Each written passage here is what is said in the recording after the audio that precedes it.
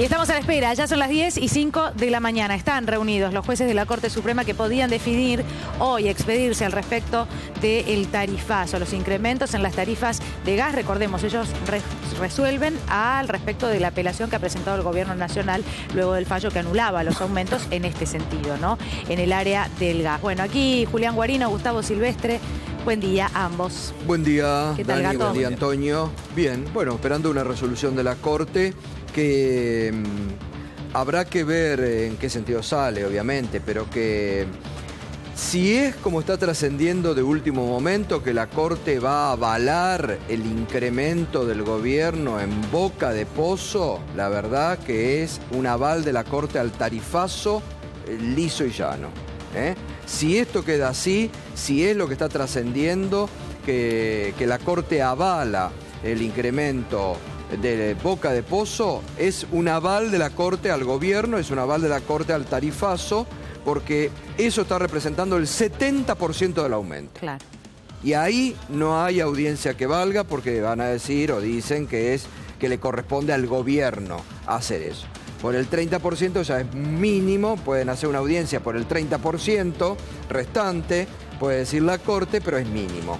Lo que vale acá es esto, es el 70% que representa en la tarifa lo que sería un aval de la Corte al tarifazo brutal del gobierno. Lo que pasa es que habría que ver en ese caso cuáles son los argumentos, ¿no? Porque uno de los fallos, yo recuerdo que tiene potestad del gobierno para hacer el aumento. Y además iba y apuntaba directo a las generadoras, sí, ¿no? Para ir a la base, digamos, de dónde se podrían dar estos incrementos. Hay una ley que lo que define es que el Poder Ejecutivo puede definir directamente lo que es el gas en boca de pozo, porque, a ver, para que la gente lo entienda, es el gas mayorista, digamos. Es el gas que vos le pagás al productor una vez que lo sacó del yacimiento, es decir, una vez que lo tiene, es un precio de referencia. Eso es potestad del Poder Ejecutivo, que se supone que tiene que ver con una política energética. Es el 30% del total de que se consume. Eso es el 70% de lo que es la tarifa que se paga. No está bien, pero digamos, el gas que se utiliza y se distribuye es el 30% nuestro de boca de pozo.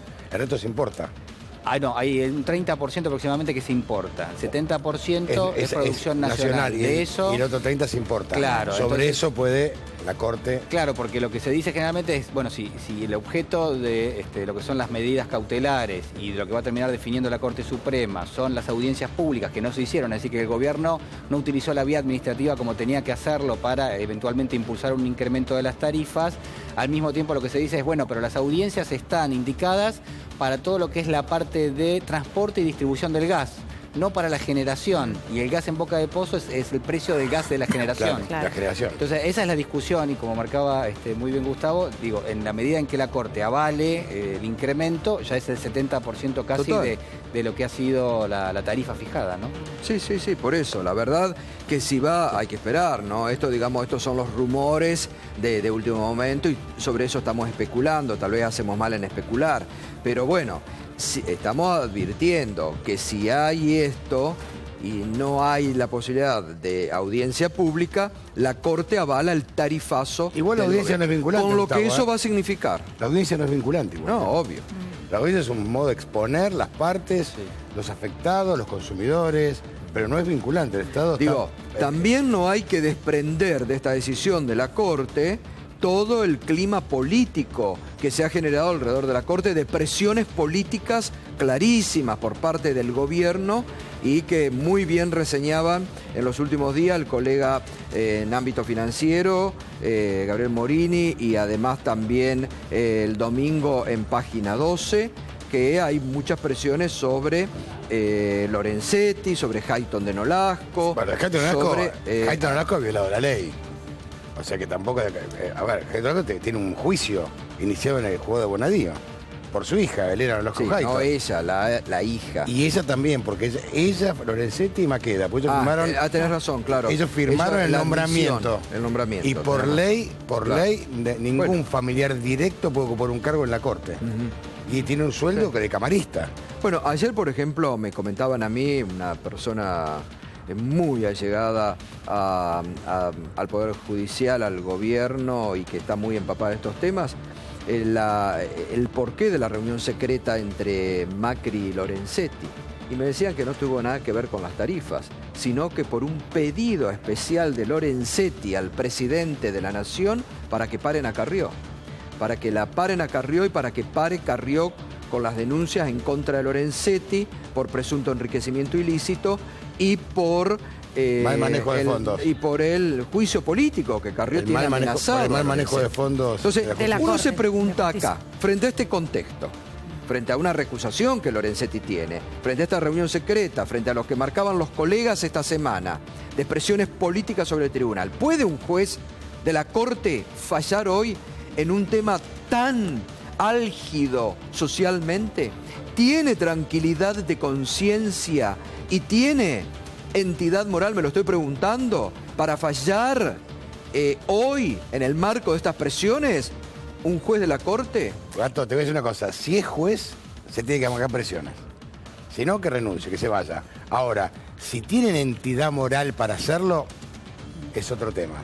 Ahora, si son jueces y no se bancan presiones, y muchachos, es otra cosa. Si se demorara la decisión, Gato, lo hablábamos antes con Antonio, para que vote finalmente o decida Rosenkrantz a futuro, si tuviera que definir, también estaría cuestionado, justamente porque se lo ha cuestionado a Rosenkrantz por su función ya como abogado en defensa del Grupo Clarín. Si se demora la definición está indicando de que en el tribunal no hay un consenso, no hay unanimidad y las posiciones son muy divergentes.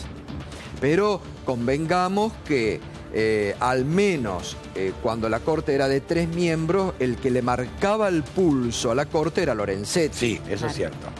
Y esa parte era público y notorio. Y está clarísimo que la conexidad o la conexión política entre el gobierno y la Corte la llevan adelante Lorenzetti y el propio presidente de la Nación. Se vio en más de una oportunidad. Pero mientras tanto, en el día de ayer, cuando se conoció el informe de Gilles Carbó, ¿no? Que bueno, fue bastante crítico, de hecho no avala el aumento, habló luego el presidente de la Nación, Mauricio Macri, y dijo, está bien lo que estamos haciendo, siguió expresándose en el mismo sentido, Nicolás Massot lo mismo. Pero el gobierno no se mueve, no busquemos ahí nada, porque el gobierno no se mueve de su postura. Entendamos esto. El gobierno defiende a rajatabla a Aranguren, Macri, Marcos Peña. El gobierno defiende a rajatabla el tarifazo. ¿Por qué? Porque tienen una decisión política e ideológica de hacer el tarifazo. Porque además ellos están convencidos del tarifazo. Y están convencidos de que es, en todo caso, a favor de las empresas, porque las empresas, lo están diciendo. Si no aprobamos el tarifazo, que me parece una clarísima extorsión a todos, es decir, si no aprobamos el tarifazo, ayer lo dijo el presidente, nos quedamos sin... hasta agua dijo que nos íbamos a quedar. Dijo que nos vamos a quedar sin luz, sin gas y sin agua. Es obligación del Estado estatizar las empresas porque así lo dice el pliego. Eso es una verdad a medias, digamos, pero lo que también hay que reconocer, porque hay que mencionarlo, el estado de las empresas que proveen servicios públicos en la Argentina es lamentable. Y la verdad que no es responsabilidad de este gobierno el estado en el que se encuentran esas Porque empresas. nunca hicieron inversiones, bueno, Julián. Pero bueno, ya lo hemos discutido. Cuando ganaban y se la llevaban en pala y en dólares, no hicieron una inversión. Pero por favor, pero entonces, Julián, perfecto, vayamos a ver los balances que tenían. Nunca invirtieron un peso cuando lo tenían que invertir. ¿De quién era la responsabilidad? Ahora yo me pregunto, ¿cómo hubo hasta diciembre luz y nos están diciendo que ahora nos vamos a quedar sin luz? Yo lo que digo es, ¿de quién era la... Por favor. Yo no acompaño el relato. Pero lo que digo es, no es el relato. Es un relato. Es un relato que se cae todo. Es lo mismo que te está diciendo que ahora desde el propio gobierno vos decís que hasta se dieron diciembre cuenta. las empresas funcionaron perfecto y a partir de diciembre no, porque ¿sabés qué? Bien. Había un Estado responsable que hacía las inversiones que no hacían las empresas. Ah, bueno, entonces... Vos veías en todas partes de la ciudad propia de Buenos Aires las inversiones, por ejemplo en Edenor, las hacía en mi barrio, decían con aporte del gobierno nacional. Por eso había cortes de energía permanentemente, pero por eso había cortes de mucho gas, mejor. Por eso y ahora, con el aumento, sigue habiendo cortes de luz. Estamos importando y te están diciendo que en diciembre o en enero va a haber corte de luz todavía. Yo vuelvo a lo que sostenía ayer, que es, yo creo que el gobierno pierde las elecciones por el cepo cambiario. El cepo cambiario viene porque se empieza a importar energía y porque no había otra forma de hacerlo. El gobierno no pierde las elecciones por el cepo cambiario. No importa. Lo que digo el gobierno pierde las elecciones por los errores cometidos en campaña por el Frente para la Victoria, está clarísimo. No, por los errores. Y porque Cambiemos hizo una impecable campaña ciudadana, donde muchas de las promesas ahora no las están cumpliendo. Bueno, yo lo que no coincido es que por ejemplo, la devaluación. De energía son, decían, no vamos a devaluar y devaluaron. Pasar por alto que no se hicieron las inversiones en su momento y pasar por alto que la responsabilidad era del gobierno anterior de controlar que se hiciesen esas inversiones y pasar por alto que al mismo tiempo el gobierno hacía las inversiones que podía porque no tenía recursos, solamente que para mantener tarifas que estaban artificialmente bajas, porque obviamente se especulaba en términos políticos con eso, la verdad es que es un elemento que no podemos dejar de analizar. Pero también hay que decir que se hicieron muchísimas inversiones, se hicieron muchísimos gasoductos, se hicieron muchísimas conexiones eléctricas energía en todo el país. Arrancaste el ciclo exportando energía y terminaste importándola. El mismo caño que te servía para venderle gas a Chile, hoy recibís gas de Chile a la Argentina en el término de 10 años. Es evidente que hubo una falta de planificación. Todos los fallos de la justicia aparte le está advirtiendo al gobierno que es un tarifazo impagable. Yo contra eso no reniego. Impagable. A ver, Ahora, si la Corte lo avala, porque el gobierno ha presionado a la Corte para que salga esto y porque el gobierno está en una decisión política y económica de que el tarifazo tiene que salir para beneficiar a las empresas, ahora, se han olvidado de los ciudadanos. Vamos a hacer un paréntesis. Se han olvidado de los ciudadanos. Ahí yo coincido con vos. Espere, un paréntesis y que tenemos que presentar una notita. Sí, bueno, queríamos comentar y compartir con ustedes lo que dijo Nicolás Massot, porque todo este escenario del que estamos hablando, desde el gobierno se ve de esta manera. O si no se paga el tarifazo, si la Corte Suprema no avala los tarifazos, inflación de 40% al infinito, como lo decía Massot. Lo escuchamos.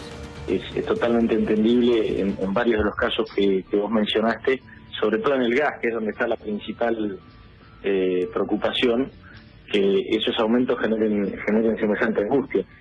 Si hubiera alguien que hubiese pagado ya, a pesar de que le llegó facturado por encima del 500, que sepa que en la próxima factura le va a venir un crédito por la diferencia. Sin duda ahora estamos entrando en los meses más complicados de nuestro plan económico. Lo que nosotros nos proponemos en realidad es empezar a pagar los servicios en la factura de los servicios y dejar de pagarlos por inflación. Por eso nuestro empeño tan enfático y que está empezando a dar resultado de bajar la inflación hasta el punto de eliminarla, porque el 7 de cada 10 pesos que se emiten desde el Banco Central generando inflación tienen como explicación final los subsidios y la importación de energía. Nosotros no podemos resolver el problema de la inflación en la Argentina si no regularizamos la cuestión de los servicios públicos. No vamos a poder eliminar la inflación en la Argentina, que fue la forma que tuvo el Frente por la Victoria de pagar las tarifas, si no atacamos este tema. Insisto, yo creo que más que discutir si fue oportuno, era un poco inevitable. Yo te contesto, hay plan B. El plan B era el que teníamos antes. El plan B es continuar con niveles de inflación de 40% al infinito. Una nueva doctrina económica ha puesto Massot. El plan B. Pero si la inflación ahora va a terminar a fin de año en el 50% interanual. Ahora, lo que sí dice Julián, que yo coincido en parte con él, es que los organismos de control, Enargas y el ENRE, no han controlado desde la década del 90 hasta hoy a ninguna de las empresas. Han permitido que hagan lo que quieran. Esto se ausentó bastante el control. Y la verdad que eso también, hoy estamos viviendo esas consecuencias. Yo lo que digo es... Más allá de todo. Claro, yo no digo el forma, presidente, pero los entes de control, Enargas, ENRE... Es difícil ser objetivo porque obviamente hay una situación que es muy delicada, que es ni más ni menos que la situación que atraviesa la Argentina desde hace muchos años. Esto no es nuevo, ni tampoco es de la última década. La realidad es que es de hace muchas décadas, que es que el 30%, un poco más también de la población, está bajo la línea de pobreza. Entonces, con un salario mínimo de 6.000 pesos y una tarifa de 1.000, es claro que no tiene ningún sentido común. 4.900. Ahora, lo que yo planteo también, digo, porque me interesa que se vean las dos caras del asunto, es que este gobierno asumió con argumentos en los cuales hizo campaña y donde decía, bueno, los últimos 4 años no se creó empleo. Tuvimos una recesión económica, se está importando energía porque no hay energía suficiente. Es decir, esos argumentos los conoce.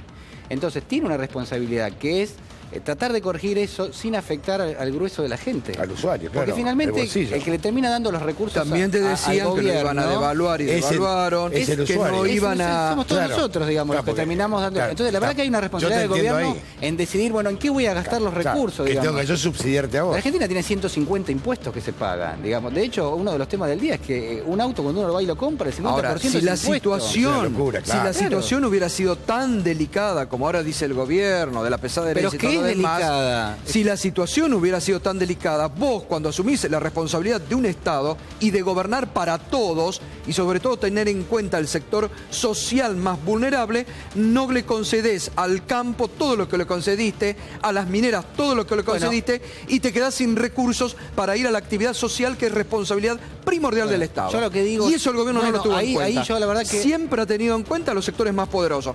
Ahora a las empresas, porque las empresas tienen que ganar. Y el gobierno le importa un bledo. A la minería. Si hay, bueno, a las minerías les concedió 3.500 millones de dólares. A todos los sectores del campo. Entonces, a los sectores más vulnerables de la sociedad que hoy están desesperados porque no pueden, ahí eso el gobierno no le interesa. Porque ni siquiera la tarifa social están aplicando. Porque el Observatorio Social de la UCA dijo que hay 2 millones de hogares sin tarifa social en la Argentina. Entonces, y te dice el propio Observatorio Social de la UCA que el problema de la desocupación o de la inflación, no esta teoría de Mazota ahora que no sé de dónde la saca. ¿El plan B? No, el plan B, no, lo que dice de la que... emisión monetaria es un problema y genera inflación, pero está claro que hay una simplificación en el razonamiento. Pero bueno, digamos. claro que no fue es una lineal simplificación. Y el gobierno puede decidir en qué gastar y en qué no, y qué Pero concesiones claro. hacer y qué concesiones no hacer, y en qué momento y de qué forma y con qué gradualismo o no gradualismo hacerlo. O la simpleza con la que hay una decía Pratgay en responsabilidad. campaña que el dólar se iba a ir a 15, como finalmente se fue, y que eso no iba a ser trasladado a los precios. Bueno, Lo primero que fue, se trasladó a los precios. Y en campaña te decían las empresas, no va a pasar nada. Fue la devaluación más anunciada que la gente votó, esto hay que decirlo, fue la devaluación más anunciada que la gente votó, que se trasladó a precio inmediatamente y que disparó la inflación. Una inflación que vos la tenías bajando en octubre, noviembre y diciembre del año pasado. El propio INDEC habla del 2,2% de crecimiento y hoy tenés una superinflación y la economía en recesión. Bueno, pero ahí vos lo que estás diciendo es que la devaluación era anunciada y hay una razón por la cual era tan anunciada. ¿Por qué? Porque vos habías generado un retraso cambiario adrede porque realmente tenías inflación ¿Y hoy cómo estás? y no podías generar más ¿Y hoy inflación. cómo estás? No, están pidiendo más devaluación de nuevo, porque las economías regionales están otra vez en crisis. Pero bueno, pero eso es porque Las inflación. economías regionales Pero la devaluación no, tampoco es las economías regionales no se han recuperado. La devaluación no es caprichosa, digamos. Si vos tenés una economía con inflación del 30% y no actualizás el tipo de cambio, obviamente tenés un problema, que de hecho la Argentina lamentablemente lo iba a tener. Iba a tener una crisis cambiaria hacia este comienzo de este año. Lo que pasa es que eso no se ve, a nadie le importa, pero la realidad es que el gobierno en el año 2011 tuvo que hacer el cepo cambiario porque no tenía más dólares, porque terminaba pagando los barcos de energía con ese dinero. Lo que algunos, por eso cuando decían todos que lo querían por poco muchos estigmatizar a Aranguren, le digo, muchachos, no se fijen en Aranguren. Si la política la fija el presidente de la Nación y el presidente es el que avala a Aranguren, como ha avalado este tarifazo brutal. Creo que es mucho más simple. Acá hay una concepción política e ideológica del gobierno, que están súper creídos que esto es lo correcto, que esto lo van a hacer y que el año que viene van a seguir con los aumentos porque son necesarios. Esta es así, es así. Y esto es lo que le han pedido a la Corte y vamos a ver si la Corte avala esto. Esto de que no se sabe cómo llegamos hasta acá o no se ve o a nadie le importa, yo no coincido, Julián. Yo creo que se habla todo el tiempo de esto. De hecho, en la sesión el otro día en el Congreso, todo el tiempo se habla de la justificación por la cual ahora se tienen que tomar las decisiones que se toman. De hecho, el inicio de apertura de sesiones en el Congreso, recordás, Gato, gran parte pasó por la herencia, la pesada herencia, y todo el tiempo se habla de eso. Y atención, me parece que es al revés. No perdamos el foco de que más allá de cómo hemos llegado hasta acá, que siempre es importante recordarlo, también hay una responsabilidad que es qué se hace hoy con esto. Claro, ¿Qué decisión se toma hoy con esto? El gobierno ya está cosas son con poder importantes. absoluto y gobernando. Ahora, yo me pregunto lo mismo que me preguntaba ayer. ¿Están equivocados todos los bloques de la oposición en el Congreso que le dijeron que el tarifazo está mal? ¿Están equivocados los 44 jueces federales que fallaron en contra? ¿Está equivocada la Cámara Federal de La Plata? ¿La jueza Ford? ¿Están todos equivocados? Ahora. ¿La procuradora Gil Carbó? Ahora, yo te decía, ¿O son todos esos que hemos nombrado? Son todos ¿te puedo cambiar el eje? kirchneristas. Yo, a ver, Porque acá más el allá, gobierno enseguida lo yo digo, primero más que allá dice del es que- tarifazo, todo, yo digo, ¿alguien pensó que si efectivamente se aumentaba la tarifa de esta manera, el argentino la podía pagar?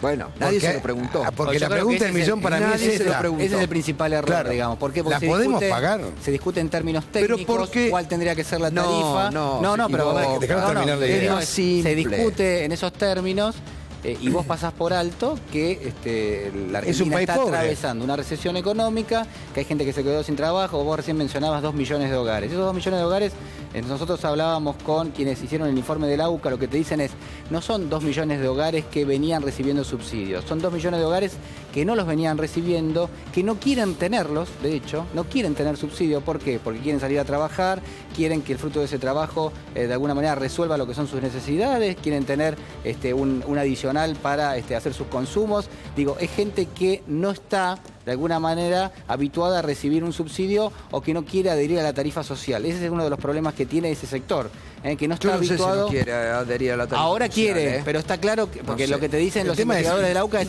esa gente no se adhirió a la tarifa social porque tiene la expectativa de conseguir un trabajo y porque no quiere puntualmente, o por lo menos no cree que tenga que entrar directamente en esos registros. La pregunta es, ¿por qué no se pensó que hay un contexto donde no se puede aplicar una tarifa tan alta? Por lo que yo les estoy diciendo, porque hay una concepción política e ideológica del gobierno en darle a las empresas lo que tienen que ganar y no les interesa lo que pase a nivel de la población. Está clarísimo, porque si les hubiera interesado, ahora, ¿por qué eso va a subsidiar la desinversión? Todas las respuestas que tuvieron en forma adversa, hubieran hecho una corrección política. Ayer una persona realmente que de derecho sabe mucho en la Argentina, un ex ministro de Justicia, me lo planteaba de esta forma. Si el gobierno se metió en un berenjenal jurídico y político que él mismo creó, y esta persona me decía, lo que tendría que haber hecho el gobierno, cuando sale la resolución de la Cámara Federal de La Plata, no doblar la apuesta y decir voy a la Corte, ahí mismo sacar una resolución y atender desde la política lo que la justicia está diciendo. No lo hicieron, porque no les interesa, porque tienen esta concepción política e ideológica de darle a las empresas, que ganen las empresas, y el otro que se las arregle. ¿Qué dijo en su momento Aranguren? Sí, no dijo, no pueden, no carguen nafta. Esa es la concepción. Bueno, pero si vos sos presidente, ahora, anoche lo dijo Alfredo Atanasov. Si vos tenés los votos, te decís, Aranguren, anda a casa. No puede decir eso. Ratificó un ministro no puede decir eso. A ver, un diputado no puede ser lo que dijo este muchacho Massot. Pero anoche estuvo Alfredo Atanasov, ex jefe de gabinete de Eduardo Duhalde en los peores momentos de la República Argentina, ¿no? Y anoche Alfredo Atanasov dijo, el gobierno ha cometido la torpeza de elevar a 1.400, ponía en estos términos, 1.400% del tarifazo, y está creando la tormenta perfecta el propio gobierno.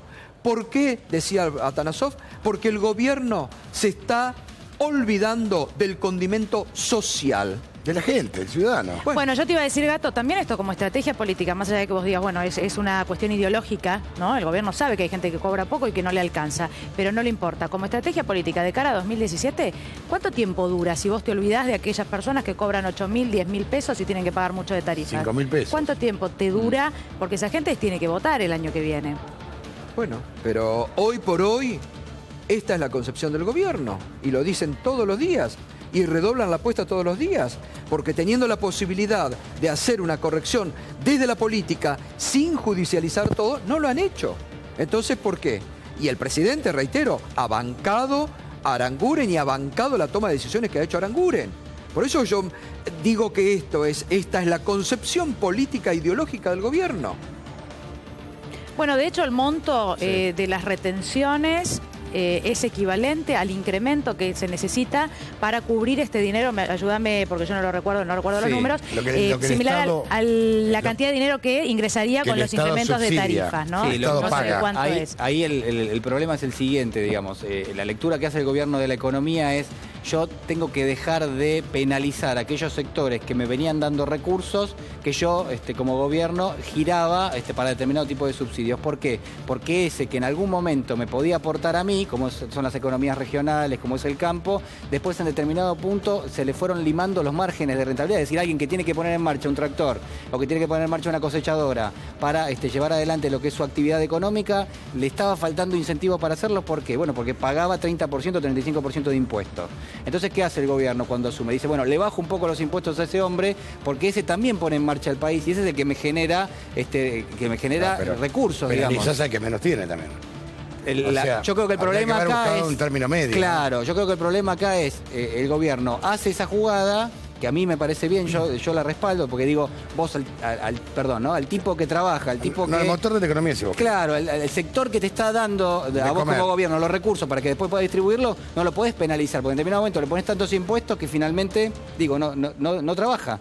Se queda pero realmente no trabaja, porque el auto más vendido del país ya no es el Gol 2 puertas. No, el ayer, auto más vendido es la camioneta que se utiliza en el campo, la utilizan en la ciudad de Buenos Aires. Ayer fíjate vos lo de Ford. Pero está bien que se compre la camioneta, el No, por del campo, supuesto, digo, yo lo que te pregunto es si problema. realmente el campo no trabaja. Yo no te estoy diciendo que está mal que al campo le vaya bien. El campo depende también de una cotización que viene de afuera en el mercado internacional, digamos, en qué condiciones se está produciendo, pero está claro que en un contexto donde le fueron bajando los precios en los últimos 4 años y le seguiste manteniendo el impuesto en un 30 o en 35%, la verdad que a esa gente en muchos aspectos no le fue fácil, digamos, seguir.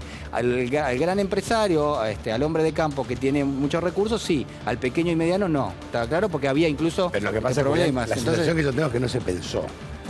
A ver, saco acá y no se pensó. Es muy acá, interesante porque el gobierno hace concesiones y hace promesas y toma definiciones. Entonces vos decís, bueno, pará, ahora le va a empezar a pagar los juicios a los jubilados. ¿De dónde va a salir esos recursos? Y va a salir del mismo lugar de donde salían los subsidios. Entonces, yo te digo, donde 4.000 millones de dólares del plan Belgrano Norte. Que ya eso... A ver, yo quisiera saber dónde está el plan, que tanto han vendido. Está bien. 4.000 millones de dólares, sacan de ese plan, se quedan en la provincia del norte para hacer obras públicas en la ciudad de Buenos Aires y en el conurbano bonaerense. Bueno, pero eso es lo que te plan que fue prometido en campaña, quiero saber si lo van a hacer. Bueno, pero eso ¿qué te muestra? Te muestra que no tiene recursos suficientes. No tiene recursos. Que donde pone de un lado, tiene que sacar del otro. La verdad que ese es el esquema que está aplicando el gobierno. Entonces, cuando te dicen, mirá, si no se pagan los aumentos de tarifas, la realidad es que, de alguna forma, me quedo sin recursos para obra pública, no te están mintiendo, te están diciendo que efectivamente eso puede pasar. Después que tenga que tomar definiciones políticas, que tenga que endeudarse, que tenga que emitir dinero con el Banco Central, es una decisión que tiene que tomar cada gobierno. El gobierno anterior lo tomó diciendo, bueno, yo como no me puedo endeudar, emito dinero con el Banco Central y que eso genere inflación. Este gobierno no quiere hacer ese ejercicio, quiere hacer otro. Lo que hay que ver es qué ejercicio quiere hacer y en todo caso dónde recorta y dónde da concesiones. Pero bueno, lo que estamos viendo es que puntualmente en el caso de las tarifas no hay un retroceso, no hay una marcha atrás. Bueno, nos quedamos atentos a lo que suceda con los jueces de la Corte Suprema, que recordamos están reunidos ahora. Nosotros vamos a hacer una pausa, pero al regreso de la